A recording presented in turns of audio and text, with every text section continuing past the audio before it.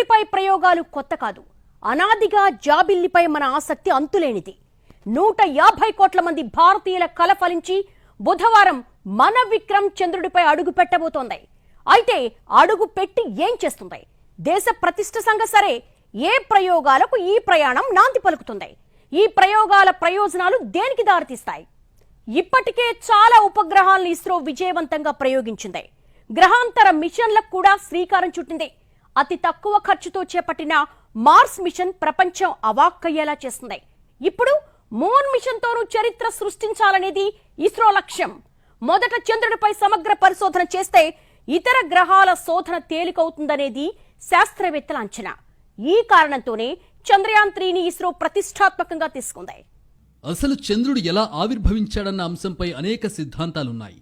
ఇప్పుడు చంద్రయాన్ 3 ప్రయోగం విజయవంతమైతే చంద్రుడి పుట్టుకకు సంబంధించిన రహస్యాలు తెలిసే అవకాశం ఉంది. ఇస్రో ప్రధాన లక్ష్యం చంద్రుడిపైకి మనుషుల్ని పంపించడమే. అయితే అది అంత సులువు కాదు. కాబట్టి ఇంకా చాలా పరిశోధనలు పూర్తి కావాల్సి ఉంటుంది. ప్రస్తుతం ప్రయోగించిన చంద్రయాన్ 3 విశ్లేషించి భూమికి పంపించే సమాచారం తర్వాతి పరిశోధనలు, ప్రయోగాలకు అత్యంత కీలకం కానుంది. ఈ సమాచారం ఆధారంగా తదుపరి చంద్రయాన్ 4 ప్రయోగాన్ని ఇస్రో చేపట్టనుంది. ఇలా వరుసగా చేస్తున్న ప్రయోగాలలో వచ్చిన విజయాలు, సమాచారాన్ని బట్టి జాబిల్లిపైకి మనుషులను పంపేందుకు ఇస్రో చర్యలు చేపడుతుంది. ఇందులో భాగంగానే మరిన్ని ప్రయోగాలను కూడా నిర్వహిస్తోంది. ఇక ఇస్రో చేపట్టబోయే గగన్యాన్ ప్రయోగం కూడా ఈ లక్ష్యంలో భాగమేనని నిపుణులు చెబుతున్నారు. చంద్రయాన్ సిరీస్లో చంద్రయాన్ 3 అతి ముఖ్యమైనదిగా ఇస్రో శాస్త్రవేత్తలు, నిపుణులు భావిస్తున్నారు. దీని విజయంపైనే జాబిల్లి మీదకు మానవుడు అడుగు పెట్టడం అనేది ఆధారపడి ఉంటుంది. చంద్రయాన్ 3 విజయవంతమైతే తర్వాత మరిన్ని ప్రయోగాలు చేస్తే చంద్రయాన్ 10 లేదా చంద్రయాన్ 11 ప్రయోగాల్లో మానవులను ఇస్రో చంద్రుడి మీదకి పంపించనుంది. వ్యోమగాములను జాబిల్లి వద్దకు పంపించి తిరిగి తీసుకురావాలంటే ముఖ్యంగా భారీ రాకెట్లు అవసరమవుతాయి. దానికి ఖర్చు కూడా ఎక్కువే అవుతుంది. ప్రస్తుతం చంద్రుడి మీదకి పరికరాలు పంపిస్తున్నాం కాబట్టి కొంత ఆలస్యమైనా జరిగే నష్టమేమీ లేదు. కానీ చంద్రుడి మీదకి వెళ్లి పరిశోధనలు జరిపి తిరిగి వ్యోమగాములు భూమిని చేరాలంటే ప్రతి సెకండ్ కూడా చాలా విలువైనదే. అందుకే ఇస్రోకు భారీ రాకెట్లు కావాలి. చంద్రయాన్ 2 నెరవేర్చలేకపోయిన లక్ష్యాన్నే చంద్రయాన్ 3 ద్వారా సాధించాలని ఇస్రో సంకల్పించింది.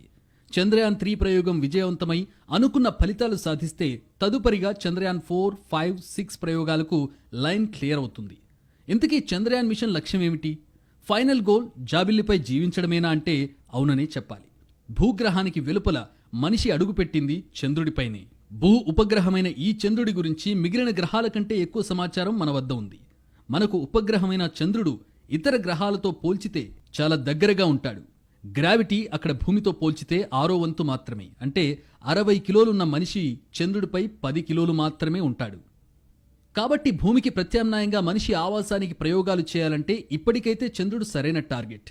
అమెరికా మార్స్పై అడుగుపెట్టే ప్రయోగాలు చేస్తోంది. అందుకోసం చంద్రుడిని ఒక హాల్టింగ్ పాయింట్గా మార్చుకునే ఆలోచనలను నాసా చేస్తోంది. కానీ ఇస్రో మాత్రం చంద్రుడిపై మనిషి జీవించడానికి గల అవకాశాలను అన్వేషించడమే లక్ష్యంగా చంద్రయాన్ మిషన్ ప్రారంభించింది.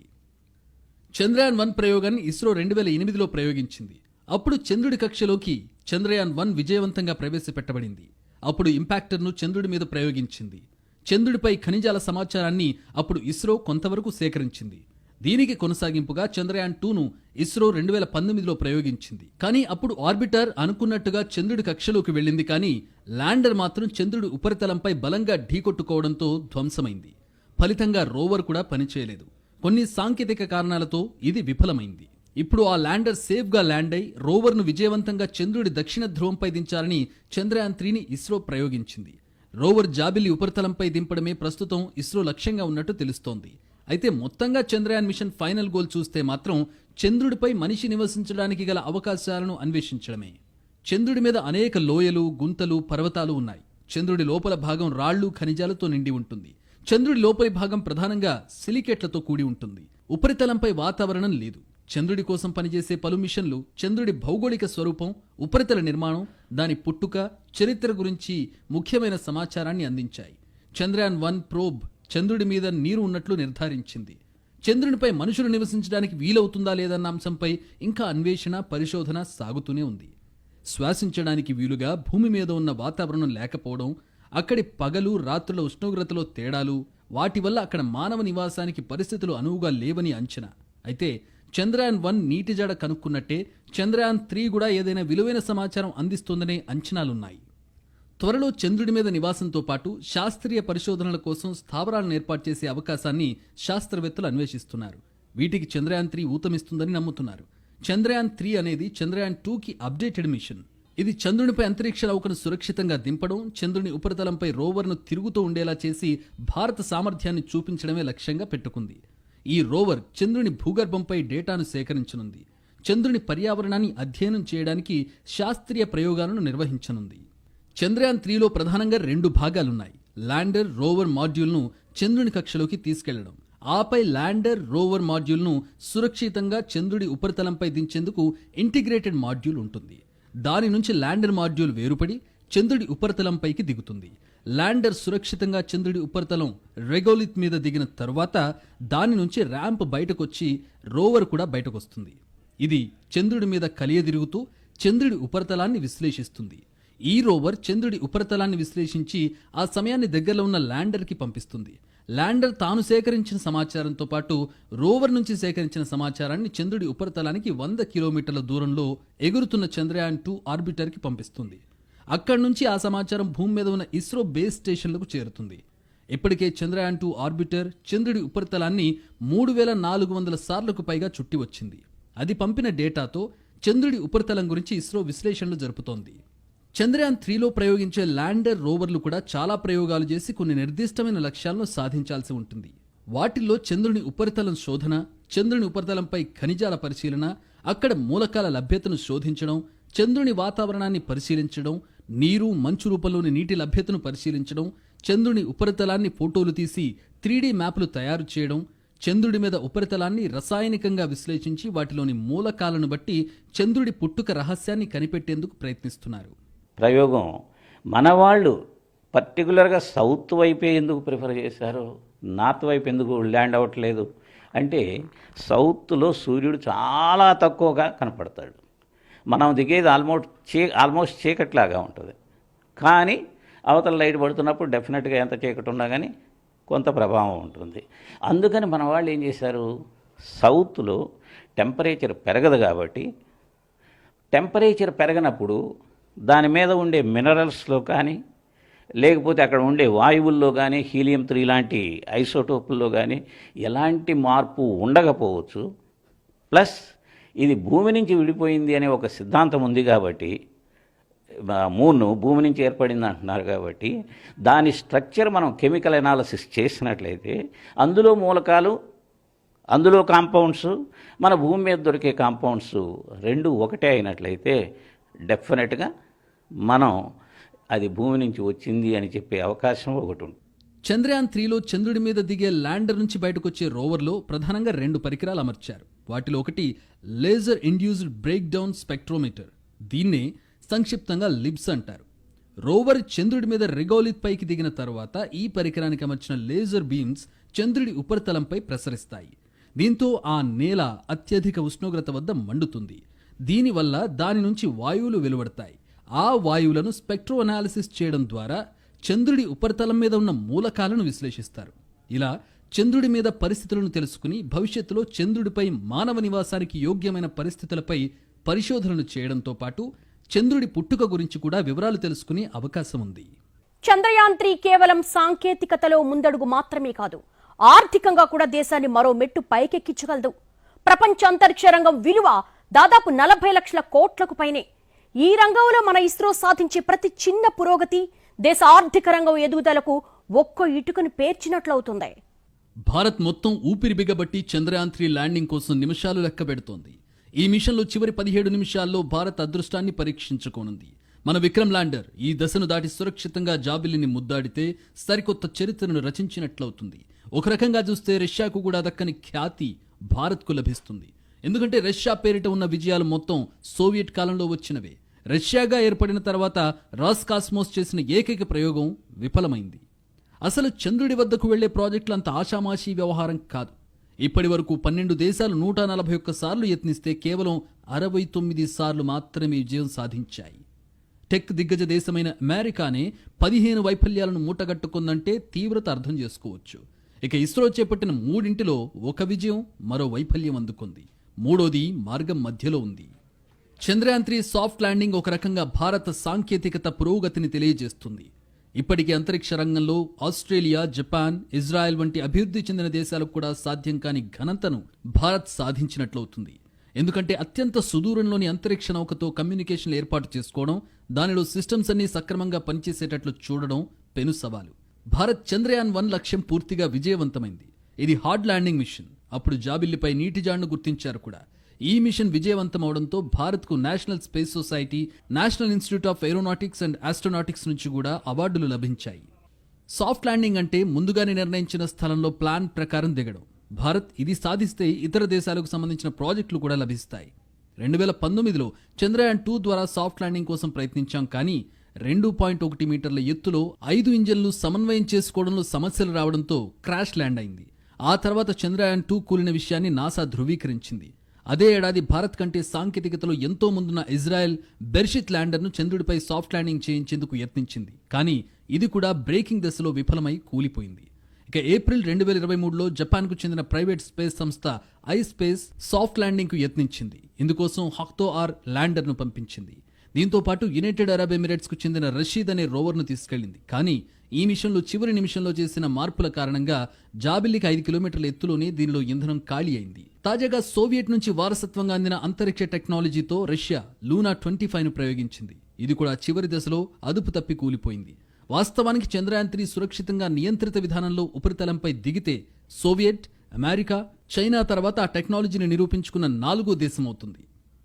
ఇస్రో ఇతర గ్రహం మీదకు చేసిన యాత్రలు మొత్తం హాలీవుడ్ సినిమా ఇంటర్స్టెల్లార్ కంటే తక్కువ బడ్జెట్తో చేపట్టినవే. ఇంటర్స్టెల్లార్కు సుమారు 1300 కోట్ల రూపాయల ఖర్చు కాగా చంద్రయాన్ 2కు 378 కోట్లు, మంగళయాన్కు 450 కోట్లు, ఇక చంద్రయాన్ 3కి 615 కోట్లు మాత్రమే ఖర్చయ్యాయి. ఇంత చౌకగా ఏ దేశము ఇతర గ్రహ యాత్రలు చేపట్టలేదు. అంతరిక్ష రంగంలో డబ్బు వదిలించుకోవడమే గాని పెట్టుబడులు వస్తాయా అనే వారికి డెలాయిట్ రిపోర్ట్ గట్టి షాక్ ఇచ్చింది. ప్రపంచవ్యాప్తంగా 2013 నుంచి 1791 అంతరిక్ష టెక్నాలజీ కంపెనీల్లో 22 లక్షల కోట్ల రూపాయల పెట్టుబడులు వచ్చాయి. ఇక స్పేస్ ఫౌండేషన్ లెక్కల ప్రకారం 2023 ద్వితీయార్థం నాటికి స్పేస్ ఎకానమీ విలువ 45 లక్షల కోట్లుగా పేర్కొంది. గత 10 ఏళ్లలో ఈ రంగం విలువలో 91% వృద్ధి నమోదైంది. అతి తక్కువ ఖర్చుతో భారత్ చేపట్టే ప్రయోగాలు ఇందులో 10% వాటా దక్కించుకున్న దేశ అంతరిక్ష రంగం దిశ మారిపోవడం ఖాయం. మన దేశం 1999 నుంచి ఇప్పటి వరకు 34 దేశాలకు చెందిన దాదాపు 381 ఉపగ్రహాలను అంతరిక్షంలోకి పంపించింది. దీని ద్వారా $279 మిలియన్ ఆర్జించింది. భారత అంతరిక్ష రంగ విలువ 2025 నాటికి $13 బిలియన్ చేరుతుందని అంచనా. ప్రస్తుతం 2023-24 బడ్జెట్లో భారత ప్రభుత్వం అంతరిక్ష రంగానికి 12,543 కోట్లు కేటాయించింది. భారత్లో ఈ రంగం విలువ $8 బిలియన్. ఇది ప్రపంచ స్పేస్ ఎకానమీలో 2% మాత్రమే. కానీ అంతర్జాతీయ కన్సల్టెన్సీ ఆర్థర్ డి లిటిల్ ప్రకారం భారత్లో ఈ రంగం 2040 నాటికి $100 బిలియన్ చేరుకుంటుందని అంచనా. ప్రస్తుతం భారత్లో స్కైరూట్, షాట్యూర్, ధ్రువ్ స్పేస్, బెలాట్రిక్స్ వంటి 140 స్టార్టప్లు రిజిస్టర్ అయి పనిచేస్తున్నాయి.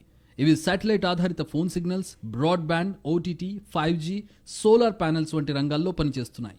అంతరిక్ష రంగంలో భారత్ తయారు చేసే హార్డ్వేర్కు కూడా గిరాకీ పెరుగుతుంది. ఫలితంగా వాటి తయారీ పరిశ్రమల్లోకి పెట్టుబడులు పెరిగి ఉపాధి అవకాశాలు మెరుగవుతాయి. చంద్రుడి మిగతా ఉపరితలం వేరు, సౌత్ పోల్ సంగతి వేరు. చంద్రుడు ఒకే నిర్దిష్ట కక్షలో భూమి చుట్టూ గిరగిరా తిరుగుతుండడంతో చంద్రుడి సౌత్ పోల్ మిస్టీరియస్గా మారింది. చంద్రుడి మీద ఉత్తర ధ్రువం దగ్గర పగటి సమయంలో ఉష్ణోగ్రత 54 డిగ్రీల వరకు ఉంటే దక్షిణ ధ్రువంలో రాత్రి సమయాల్లో -203 డిగ్రీల వరకు ఉంటూ కఠిన పరిస్థితులను తలపిస్తూ ఉంటుంది. సౌత్ పోల్ దగ్గరలోని కొన్ని క్రేటర్స్లో అయితే బిలియన్ సంవత్సరాలుగా సూర్యరశ్మి సోకనే లేదు. అక్కడి ఉపరితలంపై ఉన్న పరిస్థితులు భూమి ఏర్పడిన నాటి పరిస్థితులను వివరించగలవని శాస్త్రవేత్తల గట్టి నమ్మకం. ఎందుకంటే మార్స్ సైజులో ఉన్న ఓ గ్రహాన్ని భూమి ఏర్పడినప్పుడు బలంగా ఢీకొట్టిన కారణంగానే భూమి నుంచి విడిపోయి ఓ భాగం గ్రావిటీ కారణంగా చంద్రుడిగా మారి ఉంటుందని శాస్త్రవేత్తలు నమ్ముతారు. చంద్రుడిపై సురక్షిత ల్యాండింగ్ కోసం అన్వేషణ చేస్తూ సురక్షిత ప్రాంతాన్ని గుర్తించే క్రమంలో lander hazard detection and avoidance camera తీసిన ఫోటోలను సోమవారం ఉదయం ఇస్రో విడుదల చేసింది. ఈ కెమెరా ద్వారా బండరాళ్లు, లోయలు, కందకాలు లేని ప్రదేశంలో ల్యాండర్ దిగేందుకు ఇస్రో ఈ కెమెరాను అభివృద్ధి చేసింది. చంద్రుడి దక్షిణ ధ్రువంపై చంద్రయాన్ 3 ద్వారా సేకరించే సమాచారం విలువ ఇంత అని చెప్పడం ఎవరితరం కాదు. ప్రపంచానికి మొదటిసారిగా జాబిల్లి లోగుట్టు చెప్పే అవకాశం భారత్కు దక్కనుంది. ఇలా ఏ రకంగా చూసినా దేశ ఆర్థిక వ్యవస్థకు చంద్రయాన్ 3 ప్రయోగం విజయం చోదక శక్తిగా నిలిచే అవకాశాలు చాలా ఉన్నాయి. ఇస్రో ప్రయోగించిన చంద్రయాన్ 3లో భాగంగా చంద్రుడి దక్షిణ ధ్రువంపై ల్యాండర్ విక్రమ్, రోవర్ ప్రజ్ఞాన్లు దిగాయంటే చంద్రుడిపై ల్యాండింగ్ ని దించిన 4వ దేశంగా భారత్ నిలుస్తుంది. వాస్తవానికి చంద్రయాన్ 1 ప్రయోగంలోనే మూన్ ఇంపాక్ట్ ప్రోబ్ ను చంద్రుడి దక్షిణ ధ్రువంపై క్రాష్ ల్యాండ్ చేసి భారతీయ జెండాను 14 ఏళ్ల కిందటే చంద్రుడిపైకి పంపింది. ఆ ప్రయోగంలోనే చంద్రుడిపై నీటి జాడల్ని మూన్ ఇంపాక్ట్ ప్రోబ్ గుర్తించింది. ఇప్పుడు చంద్రయాన్ 3తో మరిన్ని కొత్త విషయాలు వెలుగు చూసే అవకాశం కనిపిస్తోంది. ఎట్టి పరిస్థితుల్లో చంద్రయాన్ 3లో సాఫ్ట్ ల్యాండింగ్ జరిగేలా ఇస్రో అన్ని జాగ్రత్తలు తీసుకుంది. అధిక వేగం వల్ల చంద్రయాన్ 2 చంద్రుడి ఉపరితలంపై కూలిపోయింది. చంద్రయాన్ 3 విషయంలో ఈ తప్పిదం జరగకుండా ల్యాండర్ స్థిరత్వాన్ని, దృఢత్వాన్ని పెంచడానికి దానిలో మార్పులు చేశారు. ల్యాండర్ వేగాన్ని పర్యవేక్షించేందుకు నావిగేషన్, గైడెన్స్ సాధనాలను అమర్చారు. ల్యాండర్ వేగాన్ని కొలిచేందుకు లేజర్ డాప్లర్ వెలాసిమీటర్ కూడా అమర్చారు. వీటి ద్వారా ల్యాండర్ వేగం నియంత్రణలో ఉంటుంది. అందుకే చంద్రయాన్ 3 ప్రయోగం విజయవంతం కావడం ఖాయమని ఇస్రో ధీమా వ్యక్తం చేస్తోంది. చంద్రుడి దక్షిణ ధ్రువం మన భూమిలాగే చదరంగా ఉన్నట్లు వార్తలొస్తున్నాయి. సహజంగా చందమామను భూమి నుంచి చూస్తే పెద్ద లోయలు, కొండలు ఉన్నట్లు కనిపిస్తుంది. అందుకు భిన్నంగా చంద్రుడి దక్షిణ ధ్రువంలో మాత్రం చంద్రుడు ఫ్లాట్గా అంటే చదరంగానే ఉన్నట్లుగా చంద్రయాన్ ఫోటోలు స్పష్టం చేస్తున్నాయి. అంతేకాదు చీకటిగా కూడా ఉంది. చంద్రుడి దక్షిణ ధ్రువంలోని ఉపరితలాన్ని చాలా దగ్గరగా ఫోటోలు తీసిన చంద్రయాన్ 3 తన పనిని మొదలు పెట్టేసింది అనుకోవచ్చు. 70 నుంచి 100 కిలోమీటర్ల దూరంలో నుంచి ఎంతో క్లారిటీగా తీసిన ఫోటోలు ఇప్పుడు ప్రపంచవ్యాప్తంగా ఆసక్తి రేపుతున్నాయి. గతంలో చంద్రయాన్ 2 ల్యాండింగ్ సమయంలో పెద్ద లోయలో పడిందనే వార్తలొచ్చాయి. ఈసారి అలా కాకుండా ఉపరితలం ఎక్కడ ఫ్లాట్గా ఉందో ముందుగానే అంచనా వేసి ఆ ప్రాంతంలో ల్యాండ్ అయ్యే విధంగా చూస్తోంది ఇస్రో. ఈ క్రమంలోనే ఉపరితలానికి సంబంధించిన వేలాది ఫోటోలను చంద్రయాన్ 3 ద్వారా సేకరించి పరిశోధనలు చేస్తోంది. జాబిల్లి ఉపరితలంపై విజయవంతంగా దిగాక ల్యాండర్, రోవర్లు అక్కడి ప్రతికూల వాతావరణాన్ని తట్టుకుని ఎంతకాలంగా పనిచేస్తాయన్నది ఇప్పుడే చెప్పడం కష్టం. జాబిల్లిపై ఒక రోజు నిడివి భూమి మీద సుమారు 28 రోజులు. అందులో పగటి సమయం 14 రోజులుంటుంది. ఆ తర్వాత రాత్రి సమయం మొదలవుతుంది. అదే చాలా శీతలంగా, ప్రతికూలంగా ఉంటుంది. సౌరశక్తి లభించదు. ఈ వాతావరణాన్ని చంద్రయాన్ 3 పరికరాలు తట్టుకుని నిలబడడం అనుమానమే. అందువల్ల 14 రోజులు మాత్రమే పనిచేసేలా ల్యాండర్, రోవర్లను రూపొందించారు. అయితే 14 రోజుల రాత్రి తర్వాత మళ్లీ సూర్యోదయం అయ్యాక అవి నిద్రాణం నుంచి మేల్కొని తిరిగి పనిచేసే అవకాశం లేకపోలేదని నిపుణులు చెబుతున్నారు. 2008లో ప్రయోగించిన చంద్రయాన్ 1 జాబిల్లి కక్షలో 312 రోజుల పాటు పనిచేసింది.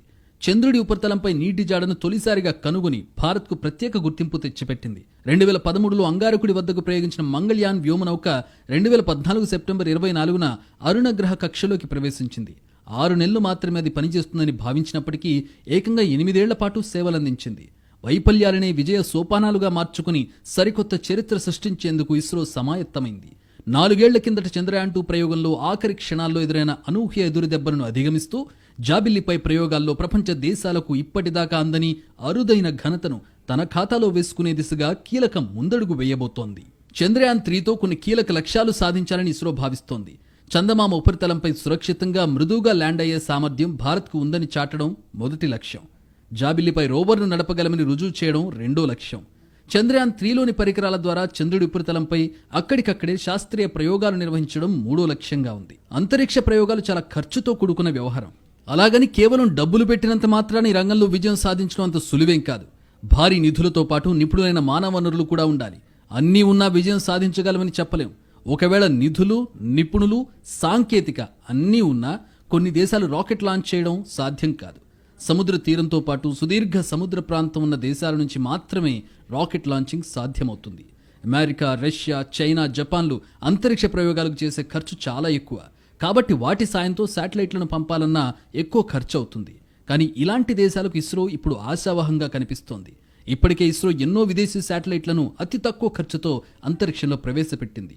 అయితే ఇలా కేవలం తక్కువ ఖర్చుతో అంతరిక్ష ప్రయోగాలు చేయడం ఒక్కటే కాదు, సక్సెస్ రేట్ కూడా ఇందులో కీలక భూమిక పోషిస్తుంది. ఏ దేశమైనా చేస్తున్న అంతరిక్ష ప్రయోగాల్లో సక్సెస్ రేట్ ఎక్కువ ఉంటేనే మిగిలిన దేశాలు తమ శాటిలైట్లను అంతరిక్షంలోకి పంపేందుకు ఆ సంస్థలు లేదా దేశాల దగ్గరకు వస్తాయి. అయితే ప్రస్తుతం మిగిలిన దేశాల అంతరిక్ష సంస్థలతో పోలిస్తే అతి తక్కువ ఖర్చుతో ఎక్కువ సక్సెస్ రేట్తో ఇస్రో ముందుంది. ఇస్రో వెబ్సైట్ ప్రకారం ఇప్పటి వరకు ఇస్రో 124 స్పేస్ క్రాఫ్ట్ మిషన్లలో 34 దేశాలకు చెందిన 431 విదేశీ శాటిలైట్లను అంతరిక్షంలో ప్రవేశపెట్టింది.